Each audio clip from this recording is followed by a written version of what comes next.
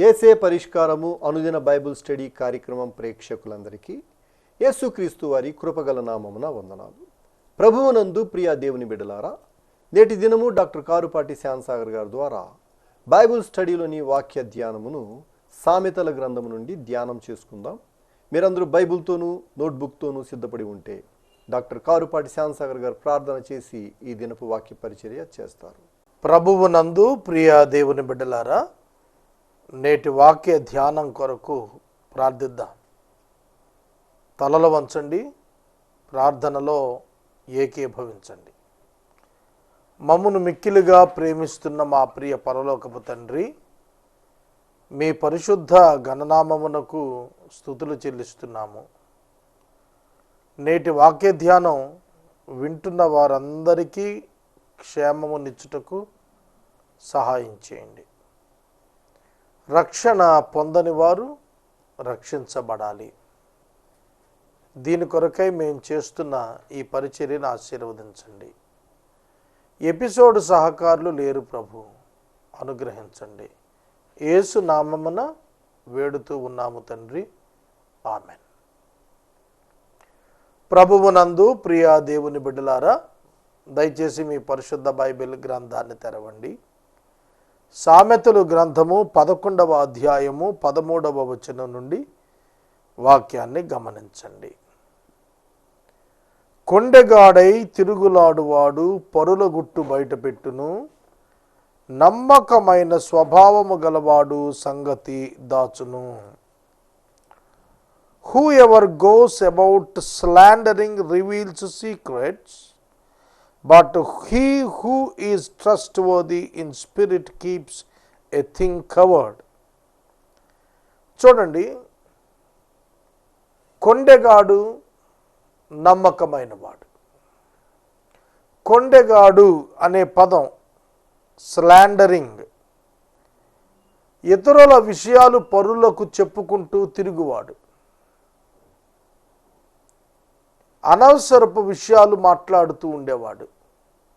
హాని చేసే విషయాలు తెలియజేస్తూ ఉండేవాడు. ఇక్కడి మాటలు అక్కడ, అక్కడి మాటలు ఇక్కడ చెప్పువాడు. ఉన్నవి లేనివిగా, లేనివి ఉన్నవిగా చెప్పువాడు. ఇతరుల గుట్టు బయట పెడతాడు.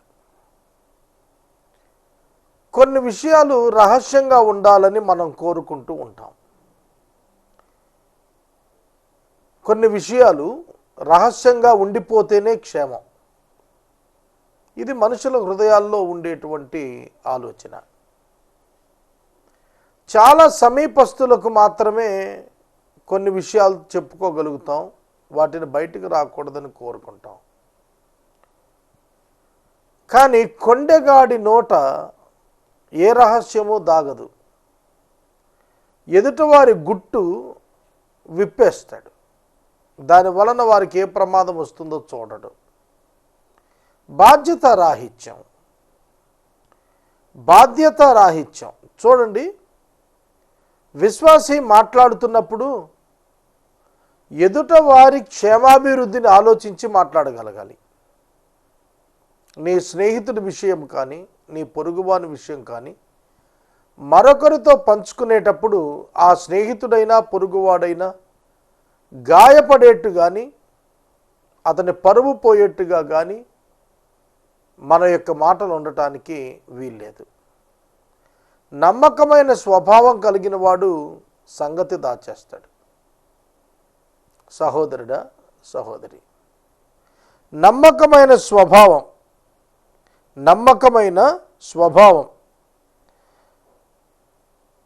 హూ ఈజ్ ట్రస్ట్వర్దీ ఇన్ స్పిరిట్ అని రాశాడు. హూ ఈజ్ ట్రస్ట్వర్దీ ఇన్ స్పిరిట్, ఆత్మలో నమ్మకత్వం గలవాడు. ఎవరికి ఈ నమ్మకత్వం? నమ్మకమైన స్వభావము హృదయాన్ని జ్ఞాపకం చేస్తాను. నమ్మకమైన స్వభావము, ట్రస్ట్వర్దీ ఇన్ స్పిరిట్, స్వభావములో నమ్మకత్వము ఎవరికి ఉంటుంది? రక్షణ పొందిన వారికే ఉంటుంది. కనుక స్వభావంలో నమ్మకత్వం దేవునితో ఉన్న సంబంధాన్ని బట్టి వృద్ధిలోనికి వస్తుంది. పాపి స్వాభావికంగా నమ్మకంగా ఉండలేడు. అంతరంగంలో ఆత్మలో నమ్మకత్వాన్ని అంతర్గతంగా ఉండి దాని క్రియ బాహ్యంగా చూపించాలి. అలా చూపించగలిగిన వాడు రక్షించబడిన వాడే, చేయగలుగుతాడు అలాగున. కనుక నమ్మకమైన స్వభావం కలిగిన వాడు సంగతి దాచిపెడతాడు. ఇంకొక మాట చెబుతాను, God knows the secrets of all the people but he will never reveal it to anyone. దేవుడు బైబిల్ గ్రంథం అంతా పరిశీలించి చూడండి, ఆదాము చరిత్ర మొదలుకొని ఎవరి సీక్రెట్ని వేరొకరికి రివీల్ చేయలేదు. ఒకరి యొక్క వ్యక్తిత్వాన్ని, ఒకరి యొక్క రహస్యాలను వేరొకరికి దేవుడు రివీల్ చేసినట్టుగా ఎక్కడ కనబడదు మనకి.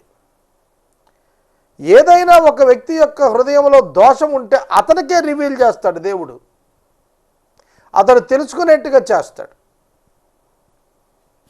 నమ్మకమైనటువంటి వాడుగా ఉన్న తన సేవకుని చేత ఏ వ్యక్తి నశించకుండా ఆ వ్యక్తి యొక్క బలహీనతలను గుర్చి సరిచేసుకోవడానికి, హెచ్చరిక ఇవ్వడానికి దేవుడు వాడుకోగలుగుతాడు. దావీదు నాతాను దేవుడు నాతానుకు తెలియజేశాడు దావీదు యొక్క పాపం. నాతాను వెళ్ళి దావీదును ప్రశ్నించి సరి చేసుకోవటానికి ఉపమానం చెప్పాడు.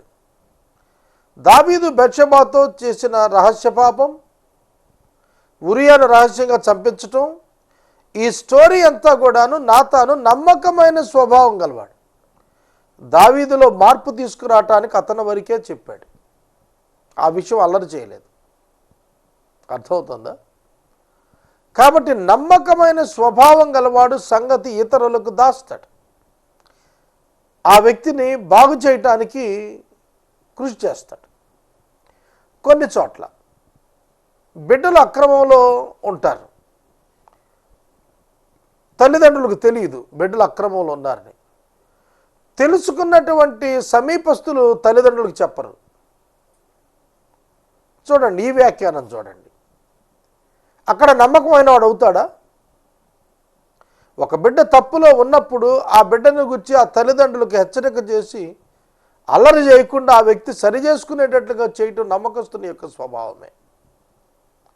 కనుక ప్రజల ఎదుట ఒక వ్యక్తి యొక్క జీవితాన్ని నష్టపడేటట్టుగా విప్పుట ప్రమాదకరం, అంగీకారం కాదు.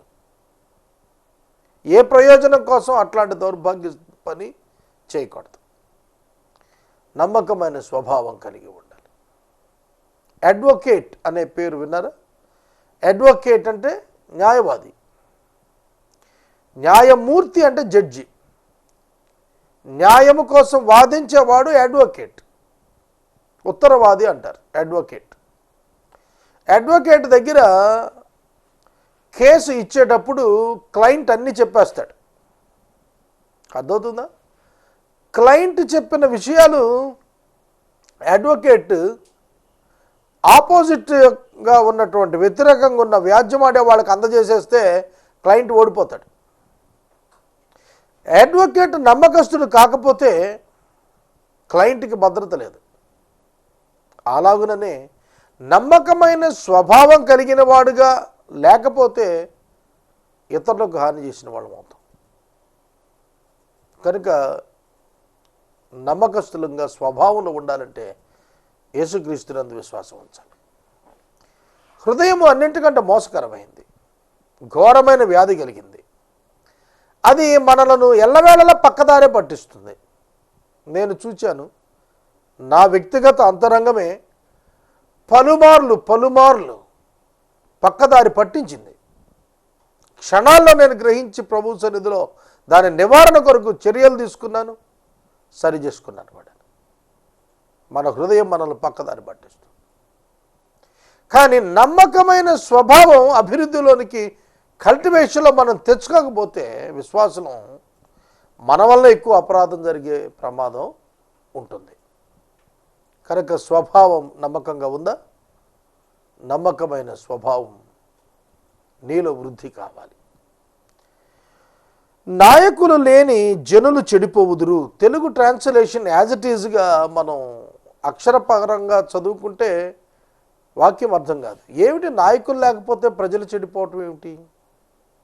చూడండి, where there is no guidance a people falls. ఇది అర్థం. నడిపించేవాడు లేకపోతే ప్రజలు పడిపోతారు, సక్రమ మార్గంలో నడువరు అని అర్థం. పోలీస్ మెన్ లేకపోతే ట్రాఫిక్ రెగ్యులేషన్ ఉండదు, అవునా?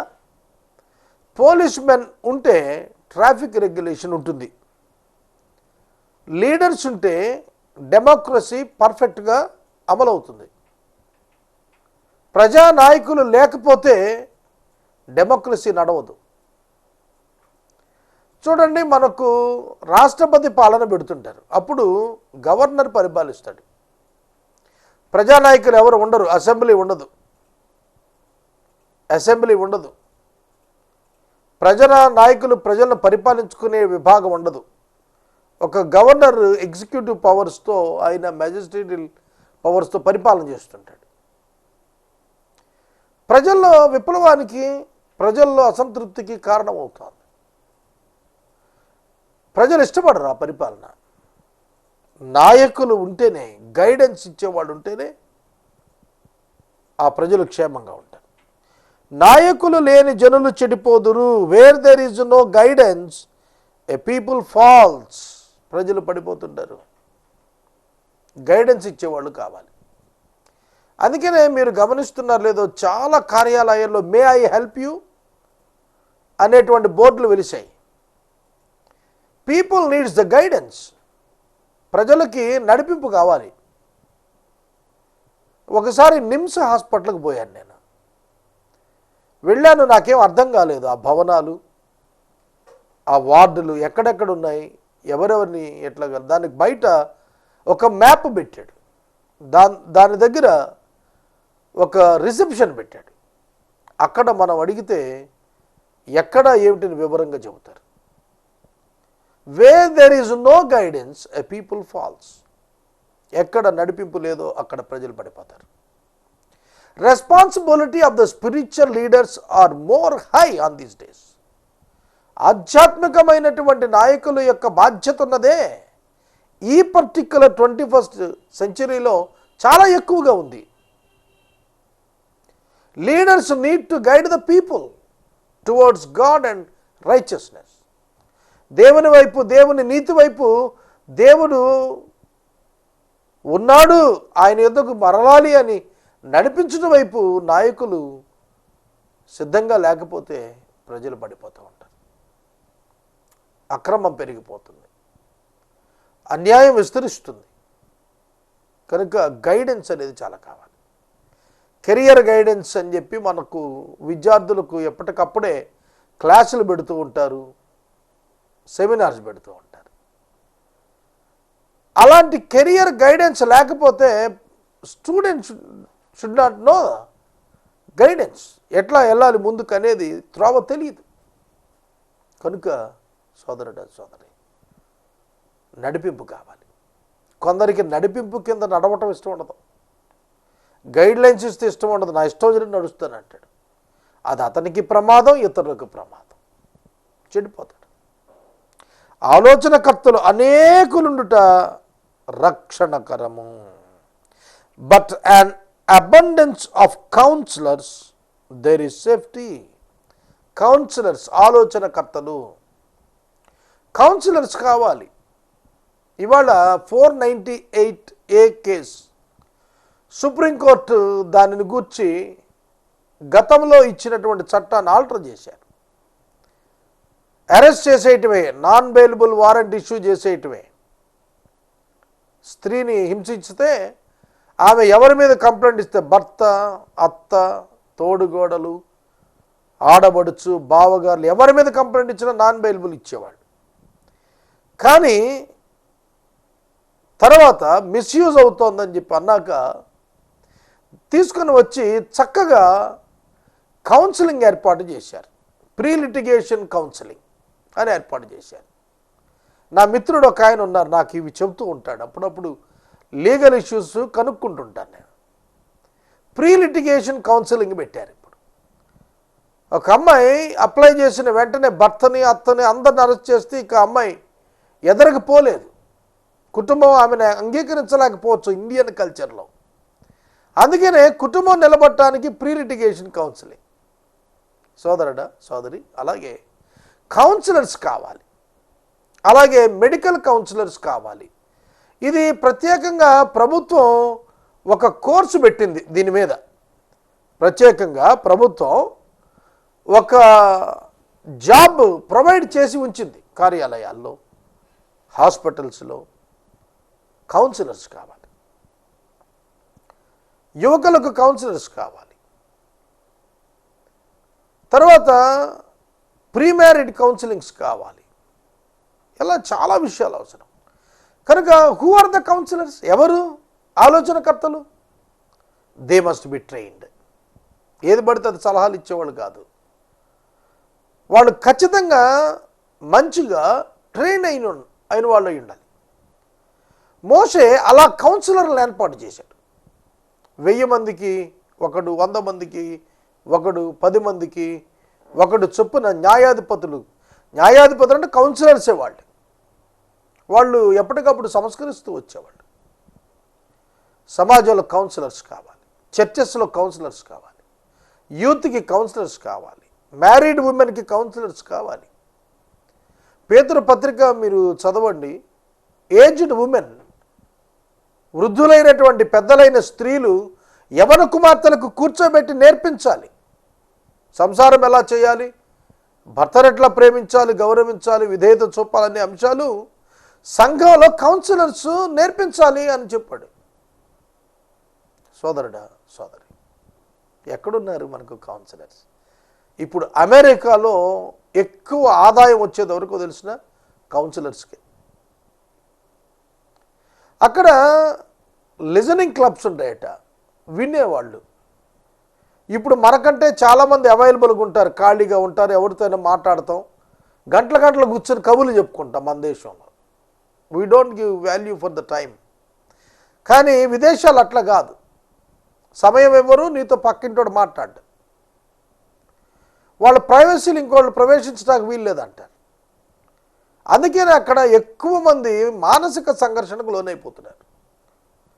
To share their things with others, to share their thoughts with others, problems with others లేదు అక్కడ. అందుకనే వినటం పెద్ద సమస్య అక్కడ. ఎవరు వింటారు? అందుకనే కొందరు కౌన్సిలర్స్గా ఏర్పడుతున్నారు.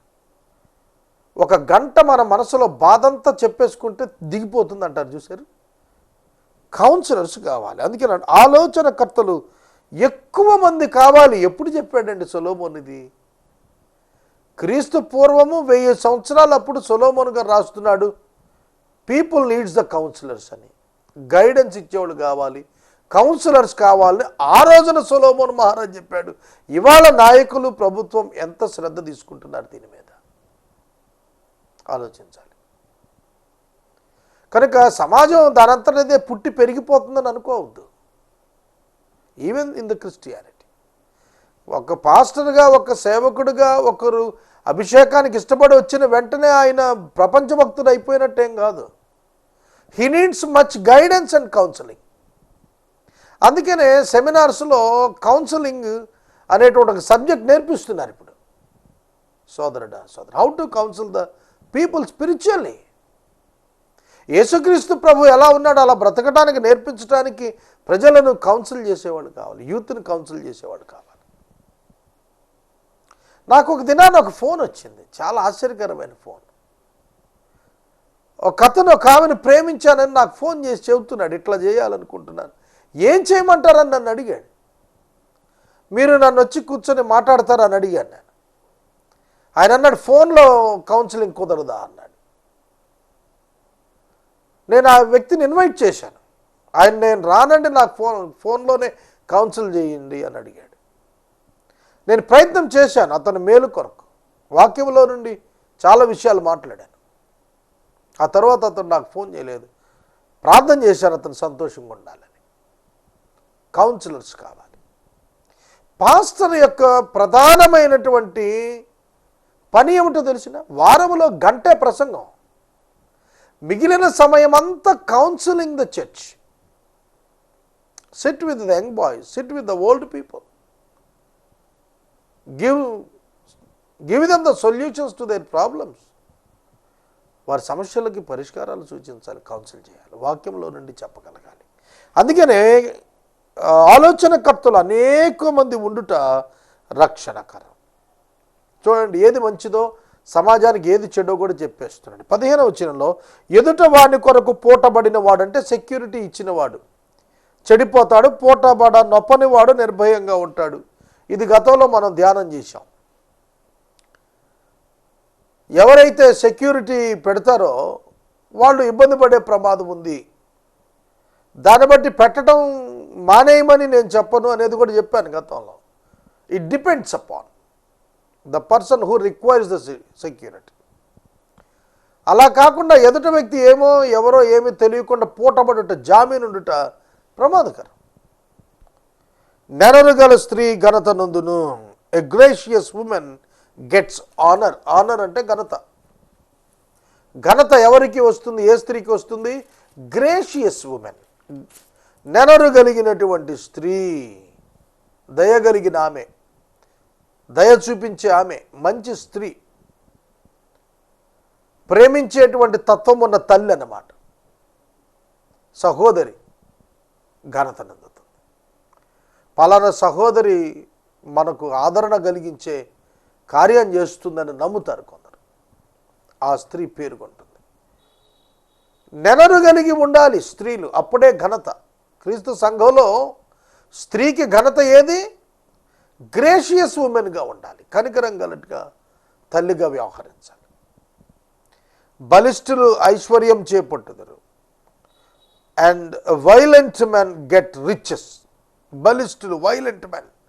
బలిష్ఠులు అంటే బలమైన వాళ్ళని రాయలేదు ఇక్కడ, వైలెంట్ పీపుల్. వైలెన్స్ ద్వారా డబ్బు సంపాదించుతున్నారని రాస్తున్నాడు. It is true. ఎవరు సంపాదించారు షార్ట్ పీరియడ్లో అంటే వైలెంట్ పీపుల్, బలిష్ఠులు. అంటే లాక్కుని అన్నమాట, లాక్కుని సంపాదిస్తారు, దానివల్ల ఉపయోగం లేదు. 17వ వచనం, దయగలవాడు తనకే మేలు చేసుకును, క్రూరుడు తన శరీరమునకు బాధ తెచ్చుకును. A man who is kind benefits himself, but a cruel man hurts himself. దయగలిగిన వాడు చేసే ప్రతి కార్యము తనకు మేలుకరమైనదే. దయగల వారిపై దేవుడు దయ చూపిస్తాడు. దయ చూపించిన వారు కృతజ్ఞతను ఫలితంగా పొందుతారు. అది వారికి కలిగేటువంటి దీవెన, ఫలితం, మేలు. క్రూరుడు తాను క్రూరత్వాన్ని ప్రదర్శించే కొలిది తన శరీరానికే బాధ తెచ్చుకుంటాడు. అంటే తన ఫిజికల్ థింగ్స్ అన్నీ కూడాను పాడైపోతాయి. ఎ క్రూయల్ మ్యాన్ హర్ట్స్ హిమ్సెల్ఫ్. తన యొక్క పరిస్థితులను తనే పాడు చేసుకుంటాడు, తనను తానే బాధ పెట్టుకుంటాడు, తను తానే గాయపరుచుకుంటూ ఉంటాడు. ఇది దేవుని యొక్క బిడ్డలు చేయాల్సిన పని కాదు. 18వ వచనం, భక్తిహీనుని సంపాదన వానిని మోసం చేస్తుంది, నీతిని విత్తువాడు శాశ్వతమైన బహుమానం పొందుతాడు. 2 సంపాదనలు, ఒకటి భక్తిహీనుని సంపాదన, 2 నీతిమంతుడు విత్తుట. అంటే విత్తుట వలన వచ్చే కోయిటే. కనుక భక్తిహీనుని యొక్క సంపాదన వాడిని మోసం చేస్తుంది. The wicked earns deceptive wages, but one who sows righteousness gets a sure reward. సోదరుడు, సోదరి, నీవు ఎలా సంపాదిస్తున్నావు? భక్తిహీనుని సంపాదన, లంచగొండితనం. అది అతన్ని మోసం చేస్తుంది. చాలామంది అనుకుంటారు మేము లంచాలు సంపాదించాం, డబ్బులు సంపాదించాం, డాబాలు సంపాదించాం, పొలాలు సంపాదించాం, తోటలు సంపాదించాం, ఇళ్ళు సంపాదించాం, అపార్ట్మెంట్లు సంపాదించాం, బంగారం సంపాదించాం, వాహనాలు సంపాదించాం. కానీ వాళ్ళు మర్చిపోయింది ఒకటి ఉంది, ఆ సంపాదనను ఏం చేయబోతున్నాం? ఎస్, సంపాదించావు, ఏం చేస్తావు దాంతో? 10 ఇళ్ళు కట్టుకున్నావు, ఎన్నింట్లో ఉంటావు? అద్దె వస్తుంది, డబ్బు దాస్తావు. దానివల్ల నువ్వు ఏం చేయబోతున్నావు? ఒక దినాన అంతా వదిలిపెట్టి వెళ్ళబోతున్నావు. నిన్ను నువ్వు మోసం చేసుకుంటున్నావు. ఎనీ కైండ్ ఆఫ్ మనీ, ఏ విధమైనటువంటి ఆర్జన, నీ అవసరానికి మించినది నిరుపయోగం. నీ అవసరానికి మించిన నీ ఆదాయం నీవే ఉంచుకున్నట్టు నిరుపయోగం, వాటిని ఇతరుల కొరకు పంచటం ఉపయోగం. అక్యూములేటెడ్ మనీ, ఎంతో కూడబెట్టేసుకుంటుంటారు చాలామంది. చూడండి, భారతదేశంలో ఉన్నటువంటి నల్ల కుబేరుల గుర్చి పేపర్లో, టీవీల్లో వేస్తున్నారు కదా. అంత డబ్బు, అన్ని వేల కోట్ల డబ్బు వేరే దేశంలో బ్యాంకుకి తరలించేశారు అన్నారు కదా. మరి ఇంటర్నల్గా ఉన్న కుబేర్లు, ఓకే, స్విస్ బ్యాంకులో ఉన్న కుబేర్లను పట్టుకున్నామన్నారు, ఏదో రికార్డు ఉందని. ఇంటర్నల్గా ట్యాక్స్ ఎగ్గొట్టి కోట్లు సంపాదించి దాచేసి భూముల్లో కప్పెట్టినటువంటి వ్యక్తులు, మరి వాళ్ళ ఎర్నింగ్ ఏంటి, వాళ్ళకేమిటి? కనుక డబ్బు సంపాదించడం ద్వారా మాకు మేము మేలు చేసుకుంటున్నాం అనుకుంటున్న వాళ్ళు తమను తాము మోసం చేసుకుంటున్నారు, తమను తామే మోసం చేసుకుంటున్నారు. ఈ మధ్యన ఒక స్మాల్ ఇన్సిడెంట్ పేపర్లో చదివాను. 50 కోట్ల రూపాయలు 200 కిలోల బంగారం ఏలూరుకు 10 కిలోమీటర్స్లో పట్టుకున్నామన్నారు. స్మాల్ ఫ్యామిలీస్ దగ్గర భూముల్లో పాతిపెట్టిన డబ్బు అని విన్నాను. ఎంత విచారకరం. ఏమిటి వాళ్ళకు వచ్చింది లాభం? మోసపోయారు. ధనాపేక్ష మనల్ని మోసం చేస్తుంది. అందుకనే చెప్తాడు, భక్తిహీనుని సంపాదన వాడిని మోసం చేస్తుంది. చాలామంది సంపాదన మీద పడిపోతున్నారు. ఎంత దౌర్భాగ్యమైన పరిస్థితి క్రైస్తవ సంఘంలో ఇలాంటి వాళ్ళు ఉండటం. నీతిని విత్తేవాడు శాశ్వతమైన బహుమానం పొందుతాడు. రైచియస్నెస్ గెట్స్ ఏ షూర్ రివార్డ్. ఎవరు నీతిని విత్తుతారో, పరిశుద్ధతను విత్తుతారో ఆ పంట కోస్తారు. నరుడు దేనిని విత్తితే దాన్నే కోస్తాడు. కనుక నేను నీతిని విత్తుతున్నానా, లేకపోతే ధనాన్ని కూర్చుకోవటానికి ప్రయత్నిస్తున్నానా? కనుక దేవుడు, ధనము, ఈ రెండిటికి వైరం. ఈ రెండు మానవునికి యజమానులుగా ఉండే ప్రయత్నం చేస్తాయి. దేవుణ్ణి విడిచి సిరిని, ధనం తనకు యజమానునిగా పెట్టుకోవడానికి ప్రయత్నించే ప్రతి మానవుడు భంగపడతాడు. ఇది ప్రతి ఒక్కరికి అర్థం కావాలి. నీతిని విత్తండి. కొంచెమైనా నీ ఆదాయం పర్వాలేదు, నీతిగా బతుకు. నువ్వు లగ్జరియస్గా బతకలేకపోతున్నావు, బాధపడకు, సంతృప్తిగా బ్రతుకుతావు. చాలామంది లగ్జూరియస్గా బ్రతకడానికి సంపాదించుకున్న వాళ్ళు కన్నీటితో మిగిలిపోయారు. వాక్యం సత్యం, నమ్మండి. ప్రార్థన చేసుకుందాం. మనము ఇంతవరకు డాక్టర్ కారుపాటి శ్యాన్సాగర్ గారి ద్వారా బైబిల్ స్టడీలోని వాక్య ధ్యానమును సామెతల గ్రంథము నుండి ధ్యానం చేసుకుందాం. ఈ కార్యక్రమం ద్వారా మీరు పొందుకునిచున్న ఆత్మీయ మేలులు ఒక ఉత్తరం ద్వారా మాకు తెలియచేయండి. మీ ప్రార్థనా మనవులు మాకు తెలియచేస్తే ఏసే పరిష్కారం కార్యాలయంలో ఏర్పాటు చేసిన ప్రత్యేక ప్రార్థనా శిబిరంలో మీ కొరకు ప్రార్థిస్తాం. మీ కుటుంబ పక్షముగా ఒక ఎపిసోడ్ ప్రసారం చేయాలనుకునేవారు మాకు తెలియచేస్తే మా సిబ్బంది మీ గృహాలను దర్శిస్తారు. ముగింపు ప్రార్థన ఆశీర్వాదాలతో ఈ కార్యక్రమాన్ని ముగించుకుందాం. ప్రార్థన. మమ్మలను మిక్కిలిగా ప్రేమిస్తున్న తండ్రి, మీకు వందనాలు. వాక్యము విన్న బిడ్డలను దీవించండి. నూతన సహకారులను లేవనెత్తండి. మా పరిస్థితులు సరిచేయండి. మమ్మలను క్షమించండి. మీ బిడ్డలుగా ఆశీర్వదించండి. యేసు నామములో అడుగుచున్నాం తండ్రి, ఆమేన్. తండ్రి అయిన దేవుని ప్రేమ, కుమారుడైన యేసయ్య కృప, పరిశుద్ధాత్మని అన్యోన్య సహవాసం సదాకాలం మనందరికీ తోడై ఉండును గాక.